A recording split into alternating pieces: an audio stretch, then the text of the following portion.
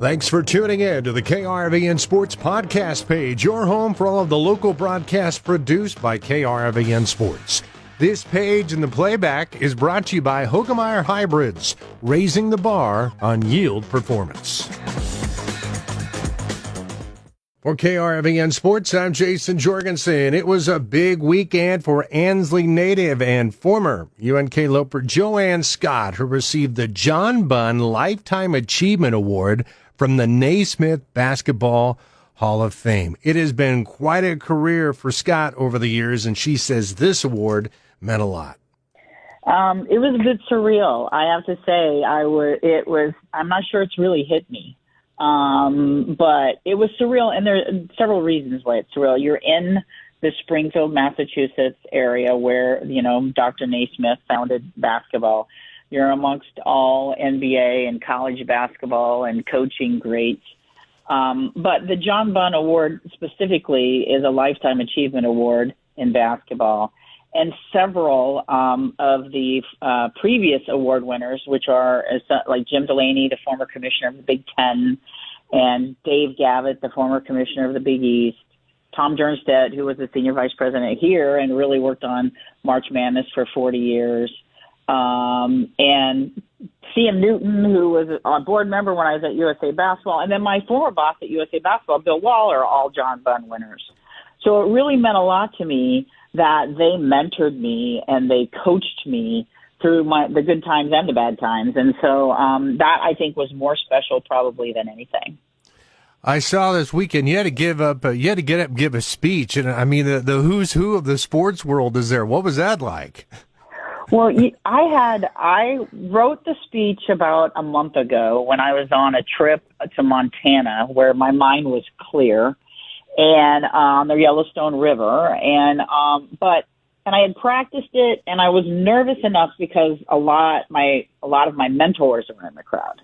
That's what really made me nervous. But when I was getting ready, that's when Michael Jordan walked in and Magic Johnson walked in and Larry Bird all came in within 10 minutes of each other, and they're in the middle holding the crowd back. And then I was like, wow. And then Spike Lee walked in and Bill Murray walked in and Commissioner Adam Stern walked in from the NBA. And I don't think I was prepared for that, but I just, I did that Nebraska thing where I just said, I really was more nervous and more concerned and really wanted it to be good for my mentors in the crowd. And so, but I have to say, you can't push that to the back of your mind when you're looking out. And really, Magic was straight on 8 seats right in front of me when I was speaking. So that's you can't disregard that, I would say. You've come a long way from Ansley, JoAn. I have, but it's still home. It's still home to me anyway. I always say I'm going home. I'm coming home this weekend. I still have siblings, and all the lucky Scots live around Ansley and Custer and County and Kearney and Omaha and Lincoln. So it will always be home. I loved your speech. You brought up your upbringing. You brought up what you loved from the coaches you had in high school and the things that you learned when you went to college in Kearney. That certainly, it's something that's important to you and certainly helped make you who you are. That was the easiest speech I've written, because I started off with, our good Hall of Fame coaches in Ansley, which, again, Pat Hovland, Dan Moore, Dale Sampe coached for over 1,000 wins in 100 years. That's just unheard of today, Jason, in high school sports.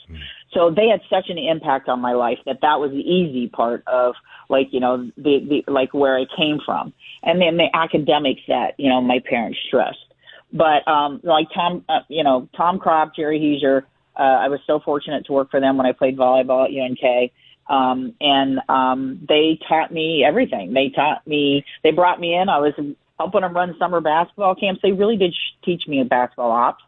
And I would not be where I am today because of that experience is how I got my job at USA Basketball. They were still dear friends of mine. I still tell them all the time, thank you for getting me into this career. But without, that upbringing in Ansley and then the influence of Coach Heiser and Kropp, I wouldn't be where I am today. How does your crew pull off the NCAA tournament every year? And now I know you're in charge of not only the Division I tournament, but the D2, the D3, and the NIT. Yeah. It's a lot. I think if you're a planner, it's a great job. It's not something you can procrastinate on. Actually, the majority of our staff are in San Antonio this week. We go once a month. We plan and meet with public safety, to the venue, to the hotels, to street closures. It is a lot that you have to plan, and you have to lay it out. We lay it out 18 months out, but we really get into it about 11 months out. So we do it once a month. We make all of our decisions. It's also a job where you got to make decisions as best as you can. We try and have all of our decisions made by the end of December, so we can then just tweak in January, February.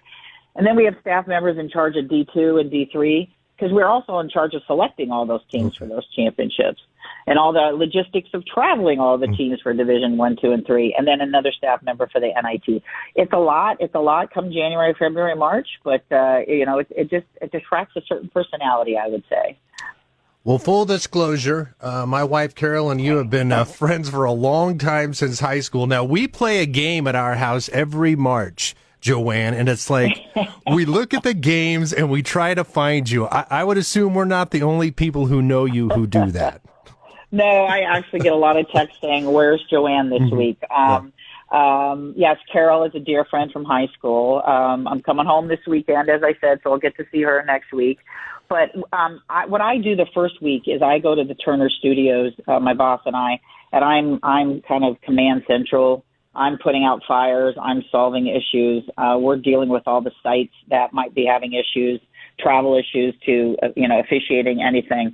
So the first week I'm in the studio watching a bunch of televisions, and then I usually travel to each regional site 4 days in a row, early mornings, and a lot of times I connect flights, and sometimes I get non-stop flights. But then I'm going to each regional opposite my boss, and then I head on into the Final Four. So that's why, my family's usually asking me where I am, too. Well, it's always great to see you on TV, and you always have a pretty good seat, it looks like. Yes. Yeah, a lot of people say, why do you sit there? But it's a championship. It's a national championship, and the committee member, this tournament is the oversight of the men's basketball committee, which are athletic directors and commissioners. It won't surprise you that there could be a lot of controversy, and it's a heightened kind of atmosphere. There could be a lot of controversy on the court, on the benches, and so the committee and the staff members sit right there so that we can monitor, we can evaluate and be involved in case anything goes to where we need input. Well, congratulations on your huge award. You have accomplished so much, and I know you have so many people who are so proud of you. Thank you so much. Very, very much, Jason. I appreciate it. That was Ansley native JoAn Scott, who continues to be the vice president for NCAA men's basketball, which means come March, she's in charge of the men's NCAA Division I, Division II, and Division III tournaments, along with the NIT.